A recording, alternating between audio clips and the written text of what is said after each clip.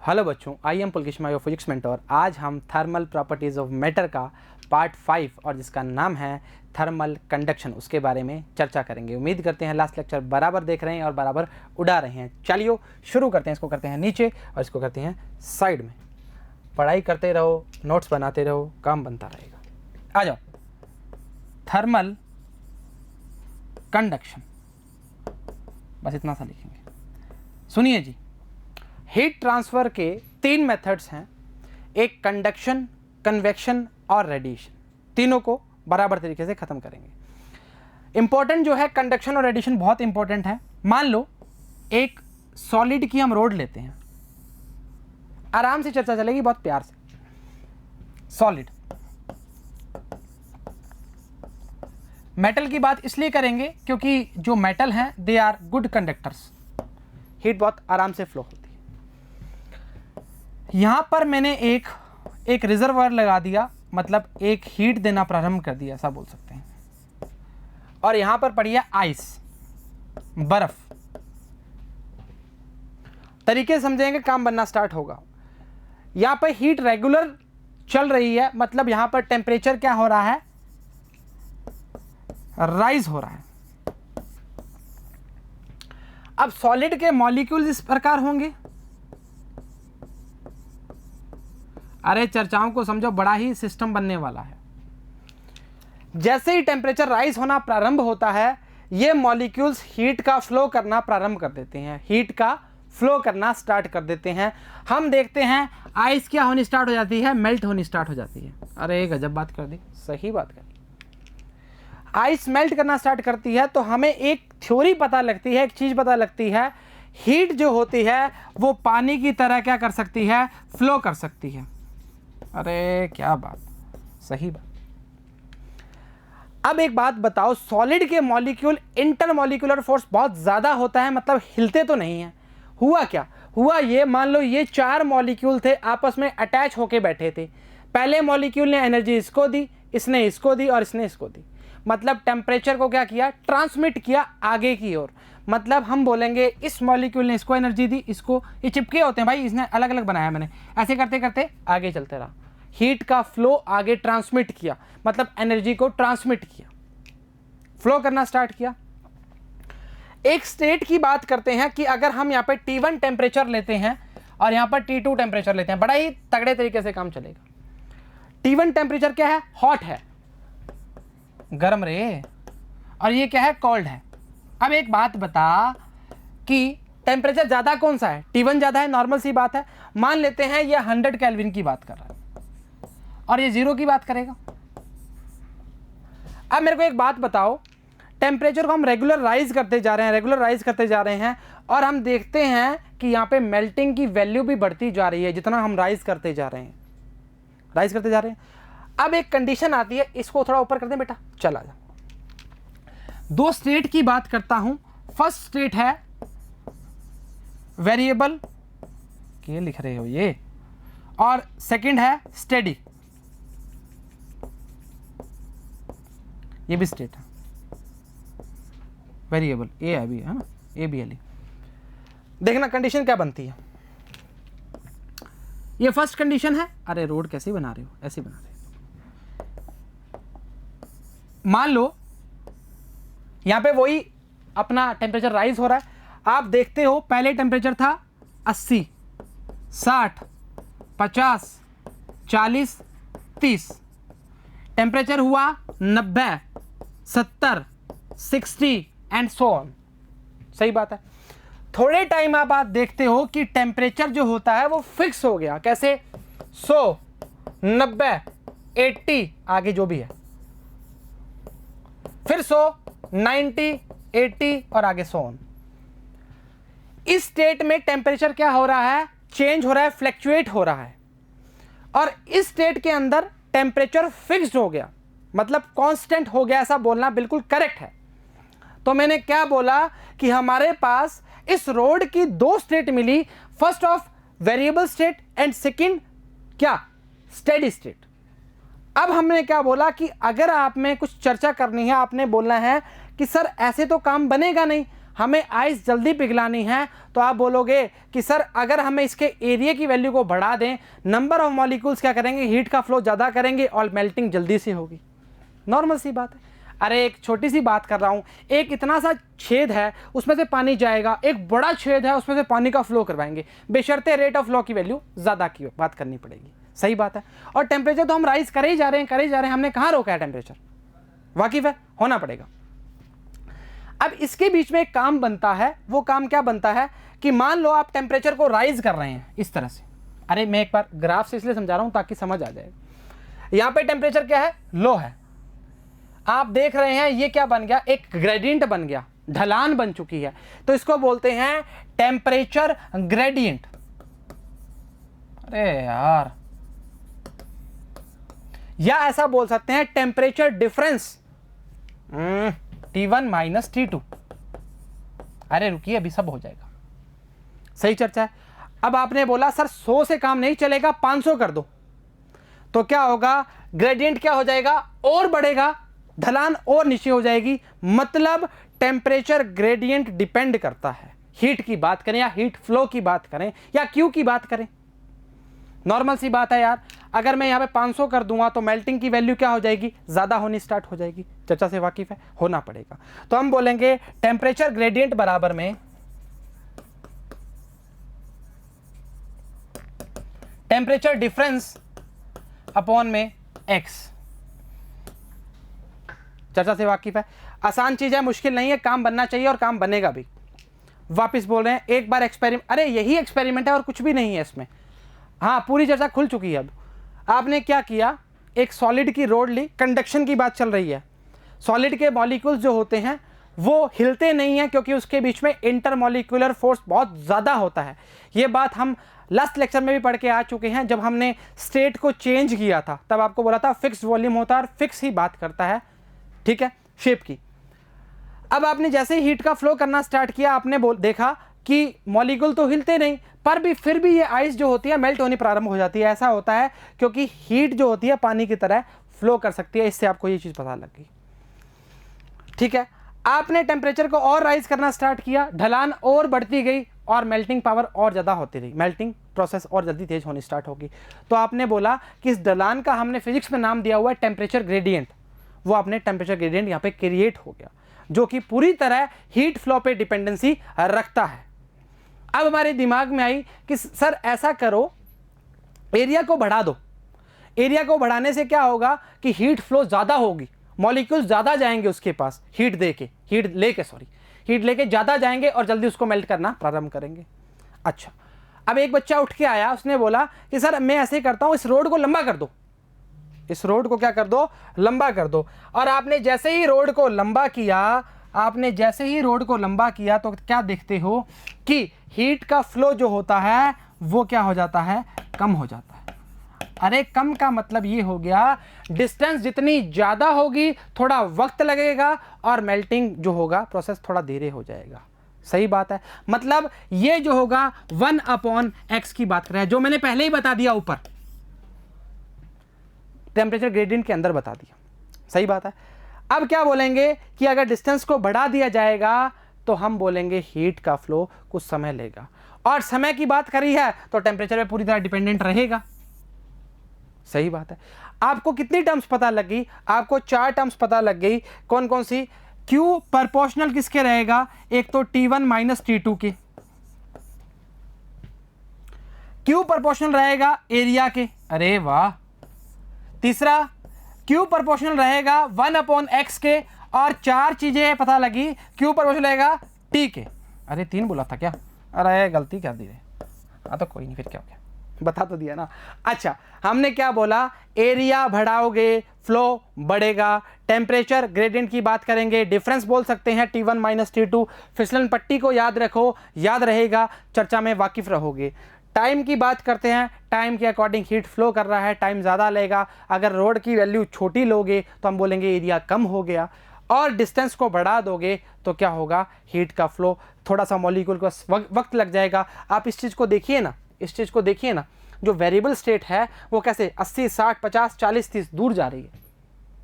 ये तो मैंने आगे बताया आपको स्टेडी स्टेट के बारे में, जिसमें डिपेंडेंसी बताई है कि उसमें स्टेट में फिक्स हो जाता है। पर अगर डिस्टेंस लंबी हो गई तो क्या हो जाएगा, यहाँ पे 80 आ रहा है, 70, 60, 50, 40, 30। सही बात है, आइस भी तो अपना काम करेगी ना, 0 डिग्री सेंटीग्रेड पे बैठी है, ऐसे थोड़ी बैठी है। चलो सही बात करी, आ जाओ। अब तो क्या है, अब तो सिर्फ खाना पीना है और क्या है, आ जाओ।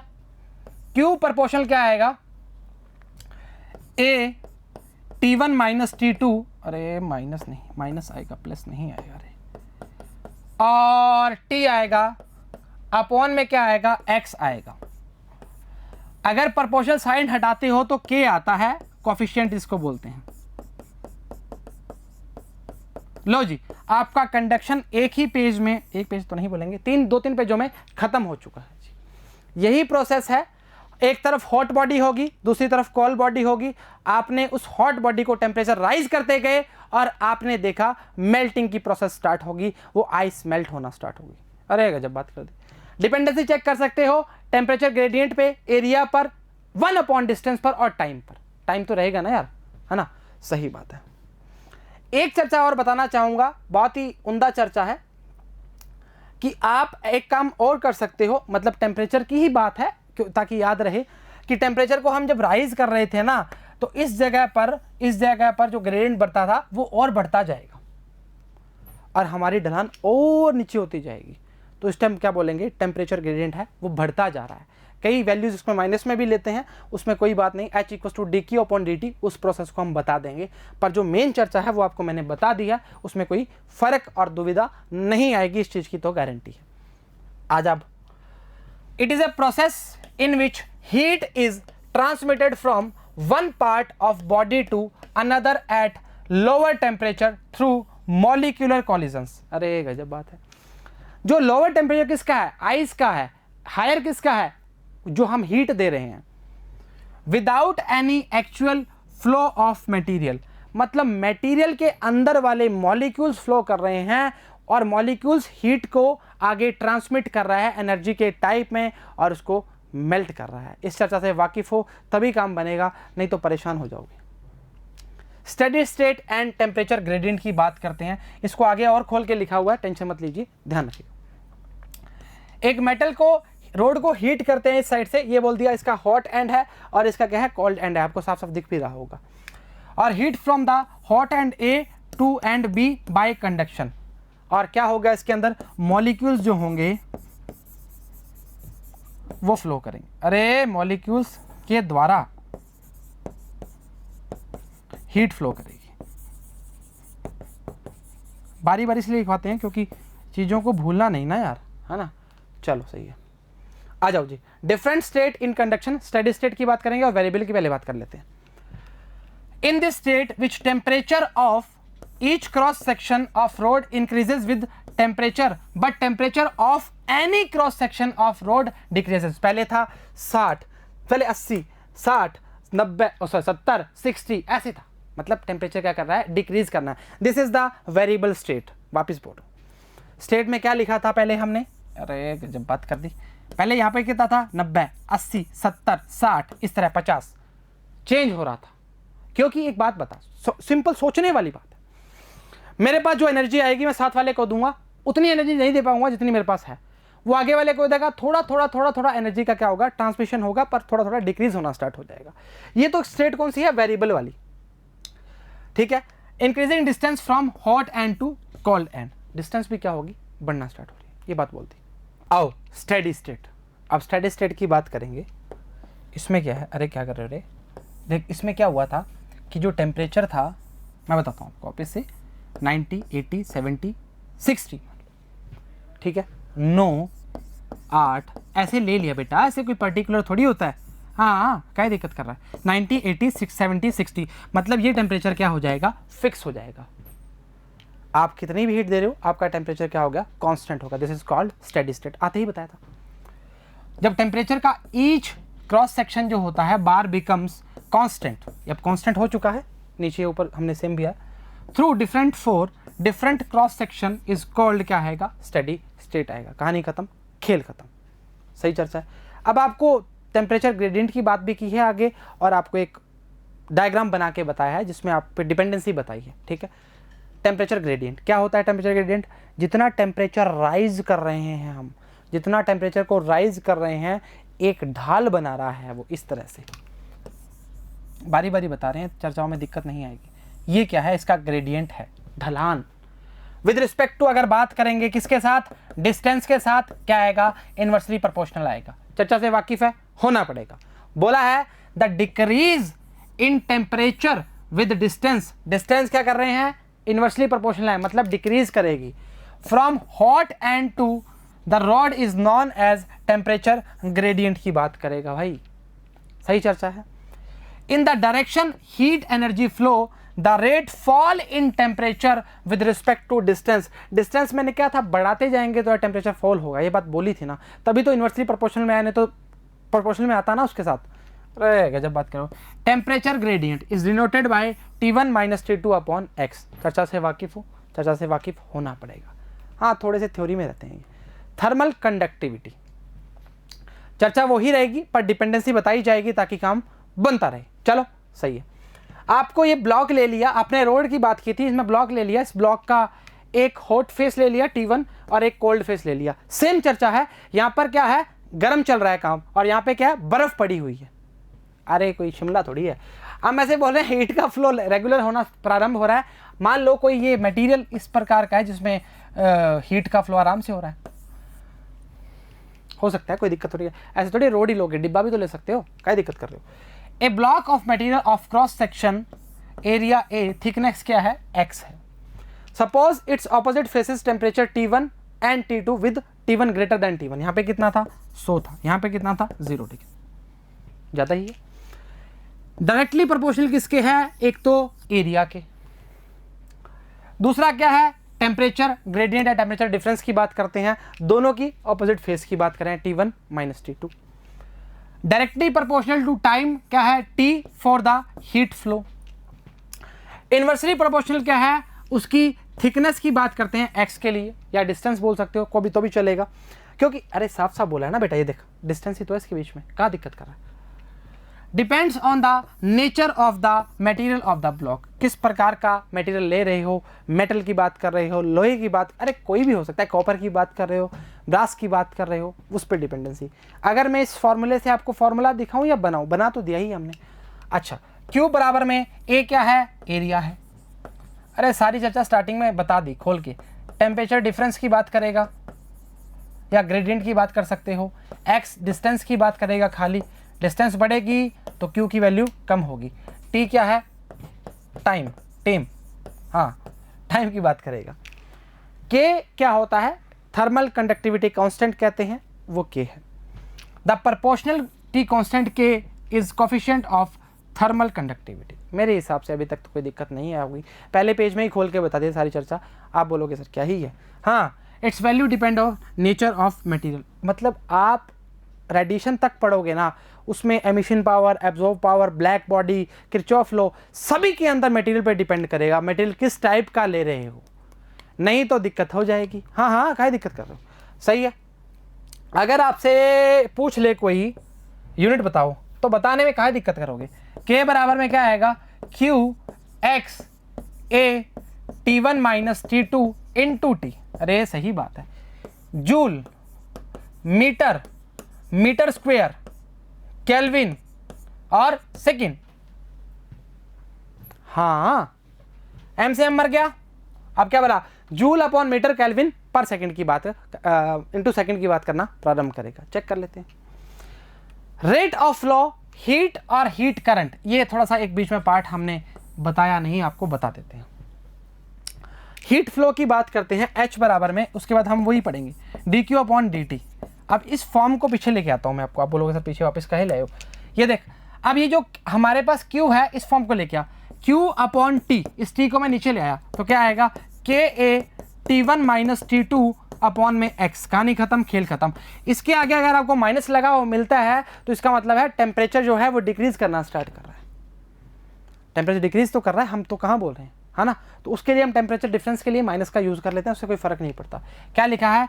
KA dt क्या था? T1 minus T2। dx क्या है? डिस्टेंस की बात कर रहा है। A क्या है? एरिया की बात कर रहा है। K क्या है? थर्मल कंडक्टिविटी कांस्टेंट की बात कर रहा है, dq/dt। सही बात है। आप इस तरीके से इलेक्ट्रिक करंट की बात भी कर सकते हो, पर आप छोड़ो उस चीज़ को, आप जब आएगी बात तब आपको बता देंगे। अभी तो आप हीट करंट की बात ही करो, ठीक है, या हीट ऑफ फ्लो की बात करो, तो ही चर्चा में वाकिफ रहोगे। आ जाओ जी। Q की क्या आई, जूल आई, एक्स की क्या आई, मीटर आई, ए की क्या आई, मीटर स्क्वायर आई, इसकी क्या आई, केल्विन आई, और टेम्परेचर की क्या आई, सेकंड आई। यही आपको बताई थी और यही आपकी SI यूनिट है जी। और जूल अपॉन, अगर इसकी बात करोगे जूल पर, उसकी बात करो केल्विन के लिए, ओ सॉरी सेकंड के लिए, तो क्या बात करेगा, वाट की बात करेगा, पावर की। ये चर्चा ही बन सकती है। हाँ हाँ, जूल अपॉन का ही दिक्कत कर रहे हो, जूल पर सेकंड की बात करेगा, W/T की बात करेगा बेटा। फॉर्मूला लिखवाओ नहीं तो काम नहीं चलेगा, जूल अपॉन सेकंड लीजिए जी, आपके सामने है। तो ये वॉट आ गया, काहे दिक्कत कर रहे हो, कोई दिक्कत थोड़ी है, चल सही बात है। आगे CGS में और इसकी वो है, कैलोरी पर सेकंड की बात, सेंटीमीटर पर सेंटीग्रेड, जो भी सेल्सियस की बात कर रहा है। डायमेंशन ऑफ K की बात करेंगे तो क्या आएगी, M1 L1 T-3 K-1। इसको साथ साथ ग्रैब करते रहना, बहुत इंपॉर्टेंट रहती है, कई बार पूछ लिया जाता है। यहाँ तक किसी प्रकार की कोई दिक्कत नहीं होगी, उम्मीद करते हैं बराबर काम चल रहा होगा, और थ्योरी में भी और न्यूमेरिकल पार्ट में भी। अब आएंगे न्यूमेरिकल का पोर्शन। बोला है 3 bars equal length and equal area of cross section are connected in series. छोटा करेंगे तभी बनेगा डायग्राम। ये आपके पास 1 बार, 2 बार और 3 बार। थर्मल कंडक्टिविटीज दी है हमारे पास 2, 4, 3, मतलब 2K, 4K और 3K। ओपन एंड फर्स्ट और लास्ट बार की जो बात कर रहा है वो 200 और 18 की बात कर रहा है। यहां पर 200 है और यहां पर 18C है। सही बात। स्टेडी स्टेट के अंदर है, कहने का मतलब अगर इसकी डिस्टेंस x मानूं और इसकी भी x मानूं और इसकी भी x मानूं, काहे, क्योंकि इक्वल लेंथ की बात कर रहा है भाई। क्या दिक्कत कर रहे हो, स्टेडी स्टेट का मतलब तीनों के लिए वैल्यूज बराबर है, बराबर है मतलब बराबर है। Q/T के लिए वैल्यूज बराबर। अरे फॉर्मूला अभी तो पढ़ा है K/X वाला। टेम्परेचर ऑफ बोथ जंक्शन, मतलब कैलकुलेट क्या करना है, θ1 और θ2 हमें फाइंड करने। वाकिफ है, आजा। पहले के लिए Q/T बराबर में, पहले के लिए 2K A 200 माइनस θ1 अपॉन में x बराबर 4K A θ1 minus θ2 upon x। ऊपर कर रहा हूं, बराबर में 3K A θ2 minus 18 upon x। अब क्या है, तीनों स्टेडी स्टेट के अंदर है, तो ये तीनों बराबर रख सकते हैं। काट पीट करो, पहले तो चेंज कर रहा हूं, कटा कटा कटा कटा कटा कटा। सही है। यहां से आप वैल्यू लिखो इसकी 200 माइनस θ1 बराबर 4, θ1 माइनस θ2 बराबर में 3, θ2 माइनस 18। यहां से आपकी θ1 की वैल्यू जो आती है काट पीट के, वो आएगी 116 और θ2 की जो वैल्यू आएगी वो आएगी 74। कहानी में किसी प्रकार का कोई ट्विस्ट नहीं आना चाहिए। क्वेश्चन को वापस रिपीट करेंगे, चर्चा में वापस बताएंगे और काम करना स्टार्ट करेंगे। 3 बार्स हैं, तीनों को इक्वल लेंथ और इक्वल एरिया की बात कर रहा है। तो 2, 4 थर्मल कंडक्टिविटी 2, 4, 3 दी हुई हैं, चर्चा से वाकिफ है। और स्टेडी स्टेट की बात कर रहा है, चर्चा से वाकिफ होना पड़ेगा। कंडक्शन की प्रॉपर्टी के अकॉर्डिंग तीनों स्टेडी स्टेट में हैं, तो ये तीनों बराबर होंगे। 2, 4, 3 की बात करते हैं। उसके बाद क्या किया, काटपीट करी और वैल्यूज़ को फाइंड किया। θ1 की वैल्यू 116 डिग्री की बात कर रहा है और θ2 की वैल्यू 74 डिग्री की बात करना प्रारंभ कर रहा है। आपके सामने बेहतरीन डायग्राम बनाया हुआ है। बोला है 2K, 4K, 3K। θ1 और θ2 क्या है, temperature of junctions B and C। इसी का तो पूछा था हमसे, मानता है। वैल्यूज़ को बराबर किया और कुछ भी नहीं किया। θ1 की वैल्यू 116, θ2 की वैल्यू 74। कहानी खत्म, खेल खत्म। ऐसे ही क्वेश्चन आते हैं और ऐसे ही बनते हैं। डायग्राम मात्र देख के आप डर जाते हैं। एग्जाम्पल दो, बोला है, छोटा करें, दो मेटल की क्यूब्स हैं A and B, same size are arranged as shown in figure, the extreme ends of the combination are maintained at the indicated temperature, the arrangement is temporally insulated, ये insulated है। The coefficient of thermal conductivity of A and B are 300 and 200 watt, मैं नहीं बोल रहा, सीधा बोल रहा हूँ, रिस्पेक्टिवली। स्टेडी स्टेट की बात कर रहा है, रीच्ड कर रहा है, कुछ टाइम बाद स्टेडी स्टेट में आ जाएंगे, मतलब स्टेडी स्टेट कंडीशन बोला है, वेरिएबल और स्टेडी स्टेट बताया दोनों, वही बात कर रहे हैं। What will be the temperature of the T, मतलब इस टी की बात करना चाह रहा है, सेम चर्चा करेंगे, आजा। हाँ, क्या पहला कितना है, 300 के ए 100 माइनस टी, सही बात है। अपॉन में क्या आएगा, कुछ वैल्यूज दी हैं, कोई वैल्यूज नहीं दी तो एक्स मान लो, कोई दिक्कत नहीं। स्टेडी स्टेट का मतलब बराबर कर सकते हैं 200 के A T minus 0 upon x, कटा कटा कटा कटा, हाँ हाँ टी ही तो पूछ रहा है, काहे दिक्कत कर रहा है। तो ये आएगा 300 इंटू 100 माइनस टी, मैं पहले सीधा मल्टीप्लाई कर रहा था, 200 टी, 0 हो जाएगा वो तो, काहे दिक्कत कर रहा है। ये आ जाएगा 3 इंटू 10 की पावर 4 और माइनस 300 टी। चर्चा से वाकिफ है, परेशान थोड़ी है, कुछ गलती वलती तो नहीं करी, चेक कर लीजिए। 300 और 200 सही चर्चा है, कोई दिक्कत नहीं है। ये आ जाएगा 500 टी, 3 इंटू 10 की पावर 4 500 टी, और 2 जीरो से 2 जीरो काट रही है तो आ जाएगा 300, और ये आ जाएगा 5 टी, और टी बराबर में क्या आएगा 5 30, 60 डिग्री की बात करना प्रारंभ करेगा। मेरे को लगता नहीं ऐसे क्वेश्चन आएंगे तो आप अड़ोगे, अब नहीं अड़ना चाहिए, क्योंकि बहुत ही सिंपल और बहुत ही उम्दा, आपको मोस्टली स्टेडी स्टेट की ही बात करना प्रारंभ करेगा, इस चीज़ की गारंटी रखते हुए बोल रहे हैं, नहीं तो नहीं बोलते। टी की वैल्यू आई है 60, किसी प्रकार का कोई भी ट्विस्ट नहीं लाना जी, टी की वैल्यू 60 डिग्री। सेम बात है रेट ऑफ फ्ली, जो क्यूब बी की बात कर रहा है और क्यूब ए की बात कर रहा है। स्टेडी स्टेट में ये कंडीशन हमेशा फॉलो करेगी, आपकी दोनों वैल्यूज बराबर रख सकते हो, आपको बताया भी है, टेम्परेचर जो है हर स्टेट में क्या हो जाएगा, कांस्टेंट हो जाएगा, इस चीज़ की गारंटी है जी, ठीक है। उम्मीद करते हैं लेक्चर समझ आया, पसंद आया, बराबर उतारा, बराबर काम कर रहे हो और बराबर न्यूमेरिकल पे चर्चा भी कर रहे हो। तो आज के लिए इतना ही, सभी को all the very best and thank you very much.